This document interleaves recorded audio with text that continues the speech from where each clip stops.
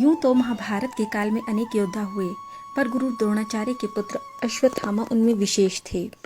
अश्वत्थामा महाभारत काल अर्थात द्वापर युग में जन्मे थे। उनकी गिनती युग के श्रेष्ठ योद्धाओं में होती थी।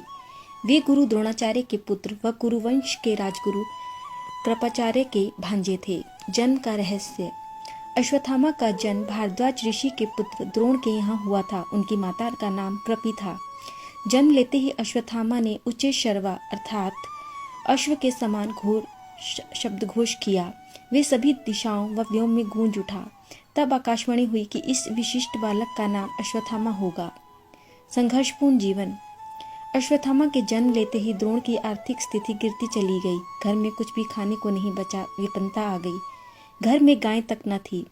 अन्य ऋषि कुमारों को दूध पीते देखकर अश्वत्थामा चावल के आटे का घोल पीकर सभी से झूठ कहते कि मैंने दूध पी लिया है।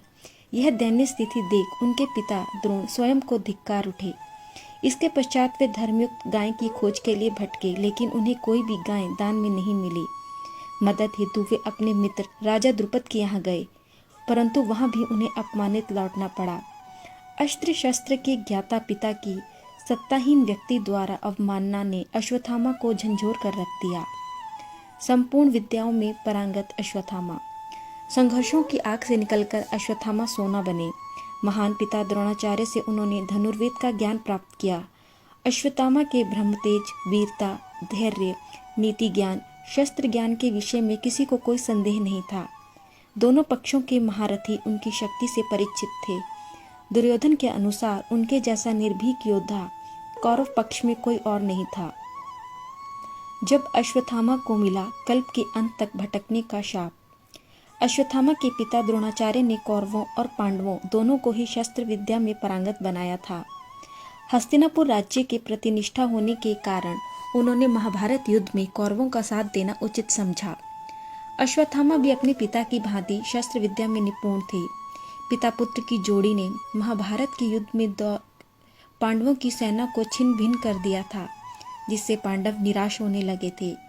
तब श्री कृष्ण ने कूटनीति से द्रोणाचार्य का वध करने के लिए कहा। इस योजना के तहत युद्ध भूमि में यह बात फैला दी गई कि अश्वत्थामा मारा गया है। जब द्रोणाचार्य ने धर्मराज युधिष्ठिर से अश्वत्थामा की मृत्यु की सत्यता जाननी चाहिए, तो युधिष्ठिर ने जवाब दिया, अश्वत्थामा हतो नरो व कुंजरो वा, अर्थात अश्वत्थामा मारा गया है, लेकिन मुझे पता नहीं कि वह नर था या हाथी। यह सुनकर गुरु द्रोणाचार्य पुत्र मोह में शस्त्र त्याग कर किम कर्तव्य विमूढ़ युद्धभूमि में बैठ गए और इसी अवसर का लाभ उठाकर पांचाल नरेश द्रुपद के पुत्र धृष्टद्युम्न ने उनका वध कर दिया। पिता की मृत्यु ने अश्वत्थामा को विचलित कर दिया।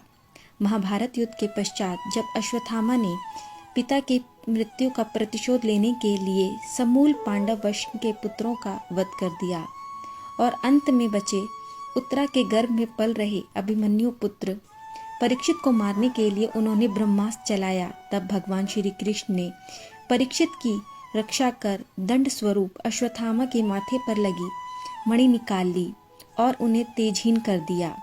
साथ ही उन्हें युगों युगों तक भटकने का शाप भी दिया।